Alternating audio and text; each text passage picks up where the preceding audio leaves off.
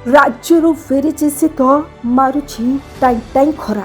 ମାଘ ମାସ ସରୁ ସରୁ ଅପସରି ଗଲାଣି ଶୀତ।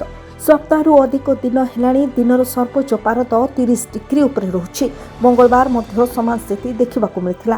ତେବେ ରାଜ୍ୟର 33ଟି ସହର ଏବେ ସର୍ବୋଚ୍ଚ ଦିନ ତାପମାତ୍ରା 30 ଡିଗ୍ରୀ ଉପରେ ରହିଛି। 7ଟି ସ୍ଥାନରେ ପାରଦ 33 ଡିଗ୍ରୀ ଅତିକ୍ରମ କରିଛି। ତେବେ ସମ୍ବଲପୁର ରାଜ୍ୟର ସବୁଠୁ ଉତ୍ତପ୍ତ ସହର ପାଲଟିଛି।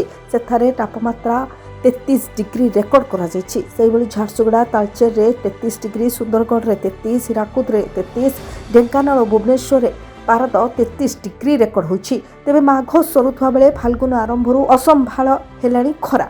ଆଞ୍ଚଳିକ ପାଣିପାଗ ବିଜ୍ଞାନ କେନ୍ଦ୍ରରୁ ପୂର୍ବାନୁମାନ ଅନୁସାରେ ତାପମାତ୍ରା 2ରୁ 3 ଡିଗ୍ରୀ ପର୍ଯ୍ୟନ୍ତ ବୃଦ୍ଧି ପାଇବ। ତେବେ ଆଗାମୀ ସପ୍ତାହକ ପର୍ଯ୍ୟନ୍ତ ରାଜ୍ୟରେ ପାଗ ମୁଖ୍ୟତଃ ଶୁଖିଲା ରହିବ। 2 ଦିନ ଘନ କୁହୁଡ଼ି ନେଇ ପାଣିପାଗ ବିଭାଗ ୟେଲୋ ଆଲର୍ଟ ଜାରି କରିଛି। ତେବେ ଆଗାମୀ 2 ଦିନ ପାଇଁ 11 ଜିଲ୍ଲାକୁ ଘନ କୁହୁଡ଼ି ନେଇ ଆଲର୍ଟ ଜାରି ହୋଇଛି।